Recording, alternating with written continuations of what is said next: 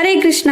సీతమ్మ ఎదుట నిలబడిన రావణుడు ఇలా అంటున్నాడు. 10 నెలలుగా మట్టి పట్టిన బట్టతో ఉంటూ భూమి మీద పడుకుంటూ నిరంతరం రాముణ్ణి ధ్యానం చేస్తున్నావే, రాజ్యభ్రష్టుడై అరణ్యాల్లో ఉన్న రాముడు ఇక్కడికెలా రాగలడు అంటూ ఇంకా ఎన్నో దారుణమైన మాటలతో సీతమ్మని చాలా ప్రలోభ పెట్టాడు. కానీ మీ ఒక్క క్లిక్ మా ఛానల్ కి చాలా సపోర్ట్ ఇస్తుంది. So please like and subscribe. Seethamma ఇప్పుడు ఒక గడ్డి పరక మధ్యలో పెట్టి ఇలా మాట్లాడుతున్నారు. ఓ రావణ, కామం నీ భార్యలపై ఉండడం తప్పు కాదు, కానీ అది పరస్త్రీలపై ఉండటం దోషం అని చాలా హితబోధలు చేసి ఇప్పటికైనా రామచంద్ర ప్రభు పాదాల మీద పడు, శరణాగత వచ్చలుడు వెంటనే క్షమించేస్తాడు. అయినా రాముడు చేతగాని వాడంటున్నావే, మరి బంగారు జింకను పంపి రామలక్ష్మణులను నాకు దూరం చేసి కపటంతో పిరికివాడిలా నన్ను అపహరించి పెద్ద మొనగాడిలా నాతో మాట్లాడుతున్నావు అనగానే రావణుడికి విపరీతమైన కోపం వచ్చి, నీకు 2 నెలల గడువు ఇస్తున్నాను సీత,